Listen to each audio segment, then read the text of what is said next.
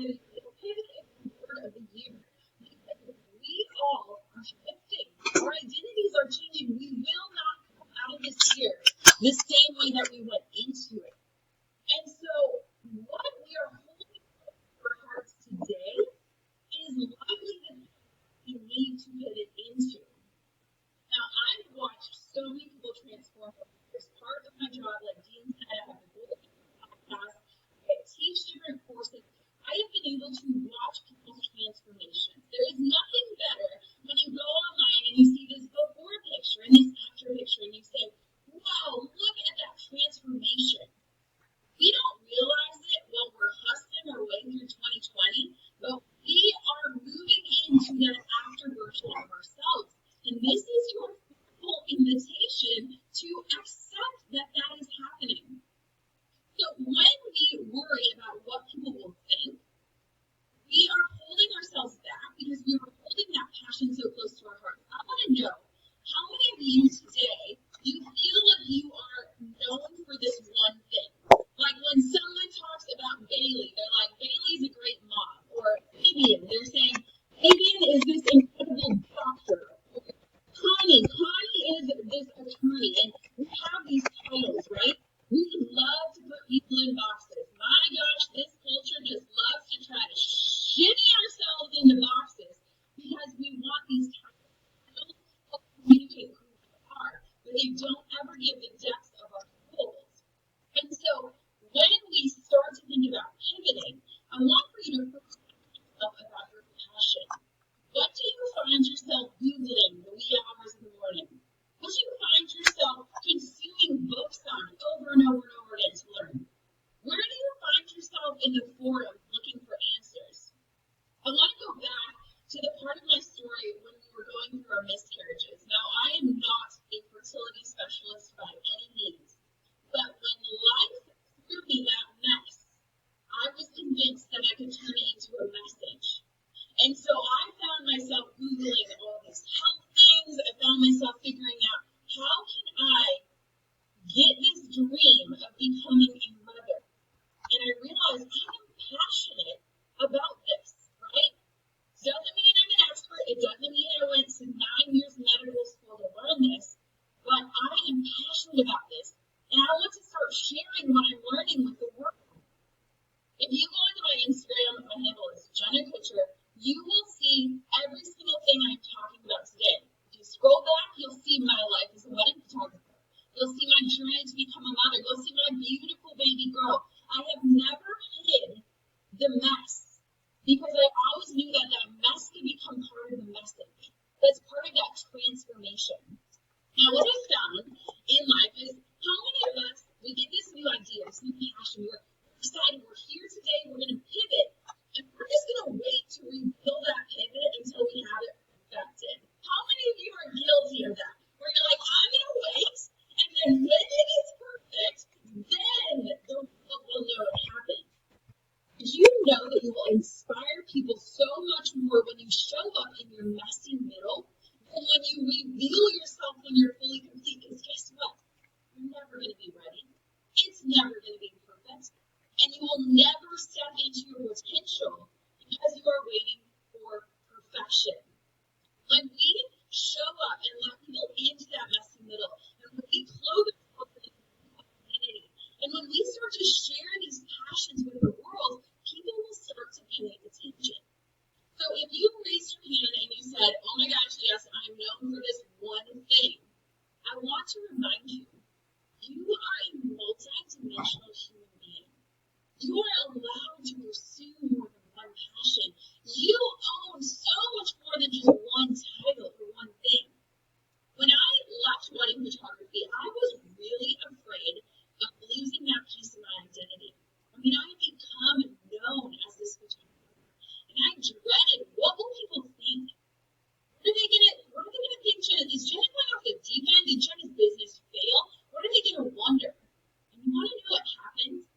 I silently removed wedding photography from my website. I didn't make a grand announcement. I just let people know my life is taking me in a different direction right now. And guess what? Nobody cared. Nobody cared. Nobody lost any sleep at night. Nobody questioned me.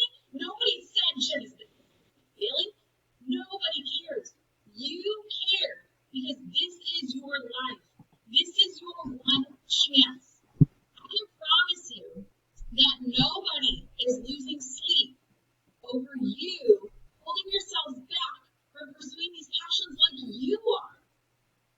So when we think about pivoting, I want you to first think about giving yourselves permission to pursue these passions that God has placed on your heart. I want for you to encourage yourself to be curious. I have a toddler. She is hilarious. I have this little mug right here. I don't know if you can see her sweet little face with her cute little tongue. Her name is Coco. And this girl is the most curious little girl in the world. And exploring the world through her eyes reminds me to question everything and to be curious again and to try new things and to mess up. What if we could give back that childlike curiosity? Earlier this year, I was lucky enough to be at a mastermind with Dean and a few of the other speakers that are speaking today. We were in Puerto Rico and we were doing this meditation. And let me just tell you, I suck at meditating, you guys. My brain is always just whirling. One of these people that can just zen out. I'm like, okay, I gotta make dinner and I gotta figure this out and I should probably work out some. In this meditation, on the table with some of the entrepreneurs. And our friend Jay Shetty is leading us through this meditation. And oftentimes, you guys will see, if I could go back and give my 20-year-old self advice, what would I say? But Jay flipped this on his head, and he said, if your 10-year-old self saw you today, they saw who you've become and what you're doing and what you've given up, what would your 10-year-old self say to you? And that hit me. Because think about us, when we are young, we have all these dreams and these passions, and we're just exploding with ideas, and we believe anything is possible. When did that stop? When did the world tell us that the impossible is impossible? When did we stop to believe that we could become anything we put our minds to? And I just remember thinking, gosh, my 10-year-old self would be so disappointed that I'm not still playing the piano after my mom paid for all of those expensive lessons over the years. Or my 10-year-old self would be so sad that I'm not reading as much as I wanted to do. What would your 10-year-old self think of who you've become, and what would they encourage you to pursue? When we think about pivoting, when we think about this pursuit, right, we've got to shift not only the way and the direction we're going, but we've got to shift our identity. And that can all start with you today. I want to encourage you to take actual action today, and I know this might feel outside of the box for you, but if you feel willing, right now, I want you to take a picture and post it on the social media and say, I am at this Power to Pivot today because I want to see what my future holds. I want to lean into the discomfort that 2020 is bringing me, and I want to become this version of myself. We often don't let people into these types of events in our lives because we are afraid of what they will think. But in reality, we don't understand that when we let people in, we are going to inspire them to ask themselves those questions that we're asking. Now, I have this method, and Dean loves to make fun of it. He loves it, actually. But it's called breadcrumbing. So, if you follow my directions to post a prompt, and to let people into this piece of your lives, this experience that you're experiencing today, we are going to call that breadcrumbing. Now stick with me. We're going to do a little Hansel and Gretel. Like you said, I was toddler, we read a lot of stories at bedtime. When we start to let people into these passions, these things we're exploring, what we're signing up for, how we're learning, it's called breadcrumbing because we are leading them down this path to accepting our new identity. Now, remember when I asked you, how many of you wait to reveal yourselves until it's perfect? And so many of you raised your hands, and so many of you said that's me. When we start to let people into these messy middles, these times of transformation, they start to understand, wow, she's changing. He's growing. They're not who I thought they were, they're becoming. We're all becoming. And so as we start to breadcrumb, we open ourselves up for not only transformation, but we also open ourselves up to be available to an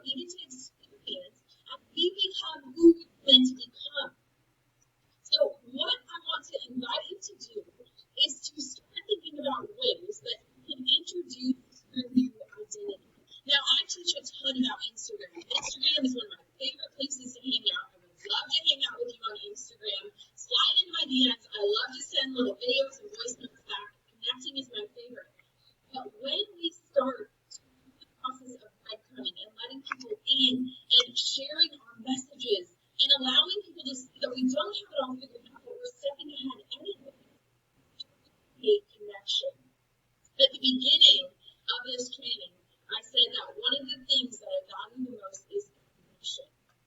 Now, I learned the power of connection through social media early on. So remember, when I said I was a wedding photographer, right? I realized that if I were online and I let that one title become who I was, and I let my work become who I am, I could only be sharing wedding photos, right? And who would have any reason to follow me if they weren't a bride looking for a wedding photographer in Wisconsin in the next summer, right? We just took a wide ocean of people that are on the platform and we narrowed it down to a time.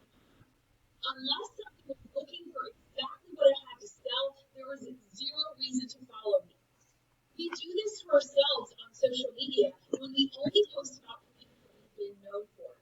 There is no way for people to connect with us beyond what we do, and so we box ourselves into a space that makes it feel impossible for us to get out of. So I realized very early on that I am so much more than what I do. I started sharing pictures of the puppies that we were fostering. I shared my love of macaroni and cheese. I know you guys think I am crazy. Again, I'm different than Dean and Tony. I love macaroni. I shared about my love all town that we were living in. I shared about the new couch that we got. And I am so grateful that I recognize this desire for connection because of the past of it time and time and time again. Because people didn't only care about what I do. If Jenna was happy, people were happy for me. That allowed me to change identities time and time again, from wedding photographer to podcaster to Hawaii condo owner to mother to wife to person who lives in the woods and doesn't get on yoga pants and has forgotten to put on a real bra during quarantine. That is who I am, and people care about that. And so, what I want you to think about is how can you start creating connection and allowing people into that transformation? Very quickly, before we sign off, I know time is coming to a close.